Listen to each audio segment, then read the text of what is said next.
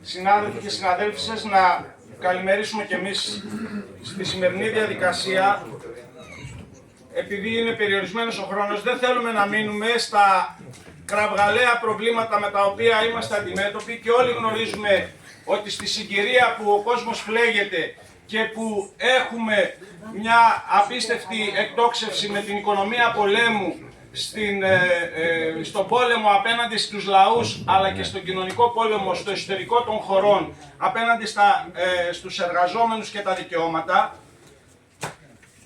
η ακρίβεια και η λαιλασία του εισοδήματος, η επίθεση στα κοινά αγαθά και ιδιωτικοποιήσεις, η λαιλασία αυτή θέλει να ενταθεί ακόμα περισσότερο με την διαδικασία της συνταγματικής αναθεώρησης που επιχειρούν να ανοίξουν για συνταγματοποίηση της λιτότητας, των μνημονίων και αδιατάρακτη συνέχιση των συμφώνων σταθερότητας και ανάπτυξης όπως τα ορίζει η Ευρωπαϊκή Ένωση, για να μην μπορεί καμία πίεση, καμία διεκδίκηση που θα μιλάει για πραγματικές αυξήσεις και ακύρωση των προγραμμάτων λιτότητας να περάσει δια του συντάγματος πλέον. Αυτό ενισχύεται και με την αδιατάρακτη επιβολή των ιδιωτικοποιήσεων και της επιχειρηματικής λειτουργίας των δημόσιων αγαθών μέσα από τη συνταγματοποίηση της αξιολόγησης και τη σύνδεση με την απειλή της απόλυσης και την άρση της μονιμότητας. Και βέβαια την κατάργηση του άρθρου 16 για να επεκταθεί ακόμα περισσότερο η επέλαση των ιδιωτικοποιήσεων στην εκπαίδευση.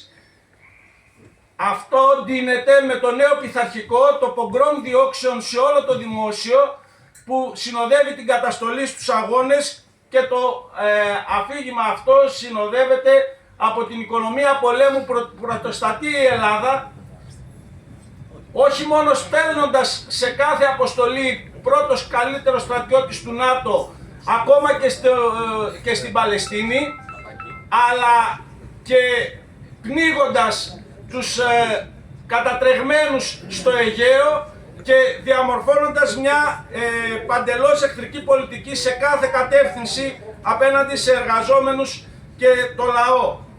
Το ερώτημα δεν είναι να περιγράψουμε αυτή την κατάσταση. Το ερώτημα είναι πώς απαντάμε και τι θα κάνει η ΑΔΔ σε αυτή την κατάσταση. Και δυστυχώς εδώ έχουμε απαντήσεις.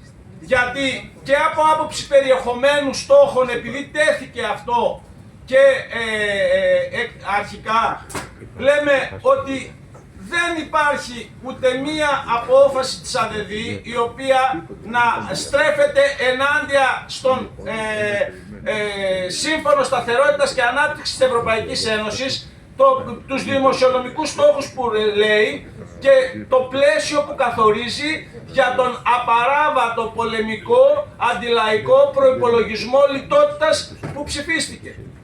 Με ποιον τρόπο θα σπάσει αυτό, όταν πρώτα και κύρια σε επίπεδο διακηρυκτικό, πολιτικό, σε ολόκληρη την κοινωνία δεν λέμε ότι εμείς ναι θα πάμε σε απειθαρχία, κόντρα, σύγκρουση, ανατροπή του πλαισίου σταθερότητας της Ευρωπαϊκής Ένωσης και του αντιλαϊκού προϋπολογισμού.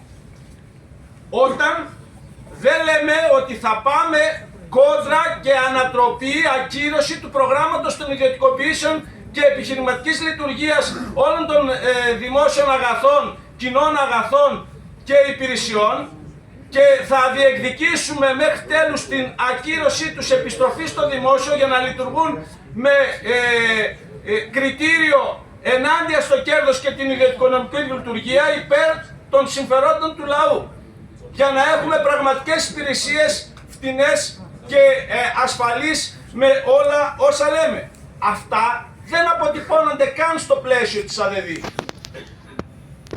Δεν θέλω να συνεχίσω για το πλαίσιο. Το ερώτημα είναι τι ακριβώς κάνουμε για όλα αυτά τα κακά που διαπιστώνουμε, ανεξάρτητα το τι βάζουμε ως αιτήματα. Δεν θα αποφασίσουμε. Η ΑΔΔ έχει διαμορφώσει με τη συντριπτική πλειοψηφία όλων των δυνάμεων συγκεκριμένη γραμμή. Και αυτή η γραμμή είναι ότι θα πάμε, αντί να ενώσουμε, να κατακαιρματίσουμε τους αγώνες. Να μικρύνουμε τα μέτωπα. Να είναι ο καθένας μόνος του, χωρίς βοήθεια, να δίνει τη μάχη απομονωμένος απέναντι σε μια απονομοποιημένη κυβέρνηση που η οργή μπορεί να ξεχυλίζει στους δρόμους, αλλά εμείς δεν θα την ενώσουμε, δεν θα πάμε μαζί, δεν θα διευρύνουμε το μέτωπο και δεν θα βάλουμε το στόχο της ανατροπής αυτής της πολιτικής της βαρβαρότητας κυβέρνησης Ευρωπαϊκής Ένωσης και κεφαλαίου. Γιατί τι άλλο είναι το να λέμε ότι διεκδικούμε δώρα και 13ο και 14ο μισθό προκυρήσοντας μία στάση εργασίας μόνο για την Αττική. Αυτό θα σπάσει την πολιτική λιτότητα για τον προϋπολογισμό. Πιστεύει κανένας στα σοβαρά ή κοροϊδευόμαστε και ρίχνουμε στάχτη στα μάτια ότι δήθεν κάτι κάνουμε? Πιστεύει κανένας στα σοβαρά ότι κατακερματίζοντας με προκήρυξη απεργιών τοπικά σε επιμέρους χώρους για τα ζητήματα του πολέμου και της ασφάλειας των εργαζόμενων και απέναντι στα εγκλήματα που βλέπουμε να πολλαπλασιάζονται κάθε μέρα, θα γίνει με επιμερισμό των απεργιακών κατά τόπους, κατά κλάδο και κατά μόνας? Εμείς λέμε ότι ήδη υπάρχουν και σε εξέλιξη πολύ σοβαρά γεγονότα αμφισβήτησης της κυβέρνησης και της πολιτικής αυτής που περιγράψαμε. Αντί λοιπόν να τα ενώσουν, αντί να πάμε σε μια λογική συγκέντρωση των δυνάμεων για μια ολομέτωπη αντιπαράθεση με ευρείας κοινωνικής σύγκρουσης και αντιπαράθεσης με την κυβέρνηση, την Ευρωπαϊκή Ένωση και το κεφάλαιο, εμείς, η ΑΔΔ δηλαδή, απέρριψε με την καταψήφιση από όλες τις δυνάμεις την πρόταση των παρεμβάσεων για να υπάρχει απεργιακή συνάντηση παλαϊκή πανεργατική στις 27 και στις 28 του Σεπτέμβρη με αφορμή τα τέμπη, ώστε να ενώσουμε με την οργή απέναντι στη συγκάλυψη αλλά και όλα τα μέτωπα που είναι σε εξέλιξη. Αρνήθηκε η ΑΔΔ να κάνει το ίδιο όταν ήταν σε εξέλιξη η μεγάλη μάχη των αγροτών και όταν η οργή πάλι ξεχύλιζε και έτρεχε στους δρόμους. Εμείς στέλναμε γράμματα από μακριά και δίναμε με ψηφίσματα τη συμπαράσταση, αλλά όχι με διεύρυνση του μετώπου και πανεργατικό και παλαϊκό αγώνα. Σήμερα δεν απέρριψαν μόνο την πρόταση για 27 και 28. Δεν υπάρχει κανένα σχέδιο. Τι αποφάσισε η ΑΔΔ με την ψήφο όλων των υπόλοιπων παρατάξεων? Ότι θα εξουσιοδοτήσει για να κάνουμε τέτοιες συζητήσεις σαν αυτή εδώ σήμερα που δεν έχει καμία αποφασιστική αρμοδιότητα. Θα συνεχίσουμε χωρίς καμία αποφασιστική αρμοδιότητα σε όλη την Ελλάδα περατζάδα ένα γύρο, ας πούμε, να συζητάμε γενικώς, χωρίς να υπάρχει ένας κόμμος οριοθετημένος. Να γυρίσουμε την πλάτη ακόμα και στις 23 Μάρτη που υπάρχει η εκκίνηση και υπάρχει ένας συμβολισμός με την εκκίνηση της δίκης για τα τέμπη, να χάνουμε τη μία μετά την άλλη της ευκαιρίας για να σηματοδοτήσουμε ένα γενικό ξεσηκωμό παλαϊκό και να μην μπαίνει πουθενά η οριοθέτηση κόμμων σταθμών σύγκρουσης, αντιπαράθεσης και ανατροπής αυτής της πολιτικής και της κυβέρνησης. Αυτή είναι η λογική και αυτό αποτυπώνεται και στο μέτωπο των ιδιωτικοποιήσεων και στο μέτωπο της επιχειρηματικής λειτουργίας του δημοσίου.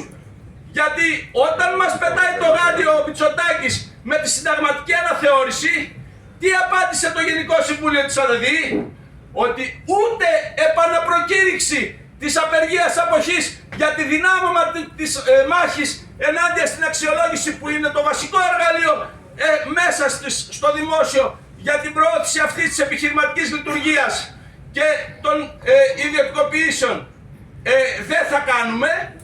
Και αντίθετα, με πρόταση της ΔΑΣ μάλιστα, που μας έλεγε ότι στο συνέδριο θα ψηφίσουμε την επαναπροκήρυξη στο επόμενο Γενικό Συμβούλιο, αλλά όχι στο συνέδριο, σε μετάφτιση όλων των δυνάμεων γύρω από αυτό, υπερψήφισαν ότι αν ζητήσει η κάποια ομοσπονδία, τότε θα προκηρύξουμε. Βέβαια, έχουμε ιστορικό ότι και ζήτησαν ομοσπονδίες στην προηγούμενη φάση πριν το συνέδριο και δεν εκδηλώθηκε από την αμεριά της ΑΔΔ απεργία αποχή. Είσαι στα 9 λεπτά. Αλλά, ωραία, σε 1 λεπτό ολοκληρώνω.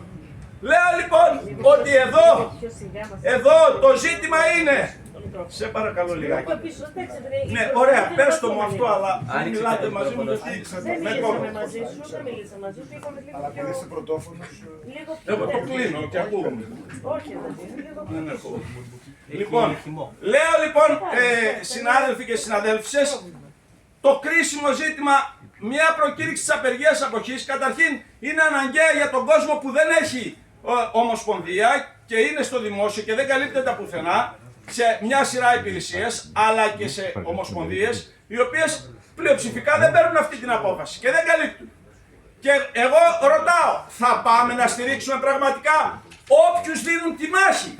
Γιατί, να με συγχωρείτε, θα είδατε, πιστεύω, το ψήφισμα που έβγαλαν για την καθαίρεση της συντρόφισσας Χαρχαρίδου από προϊσταμένη στο νοσοκομείο Γεννηματά, όπου εξαφανίστηκε από το πλαίσιο, από το κείμενο της απόφασης της ΑΔΔ, ότι είναι ποινή και καθαίρεση γιατί έκανε αξιολόγηση, μεταφέροντας αυτή την επιθετικότητα που υπάρχει στον χώρο της εκπαίδευσης με καθαίρεση στελεχών που αρνούνται να αξιολογήσουν, και εξαφανίστηκε επίσης ότι αφορά τη συνδικαλιστική της δράση.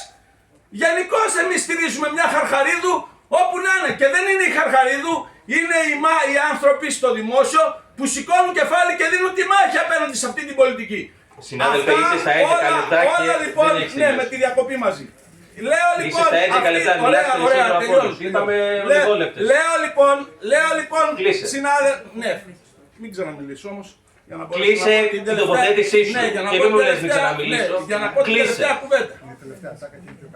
Λοιπόν, λέω λοιπόν, εμείς σας καλούμε αυτά τα ζητήματα να τα μεταφέρετε στις ομοσπονδίες, να πάμε σε άμεσο πρόγραμμα γενικών συνελεύσεων και συζήτηση ενός πραγματικού αγωνιστικού σχεδίου που θα σηκώνει το γάντι από τις 27 και 28 του Φλεβάρι, για να συνεχίσουμε με αυτούς τους αναγκαίους σταθμούς για την ανατροπή αυτής της πολιτικής και της βαρβαρότητας που ζούμε.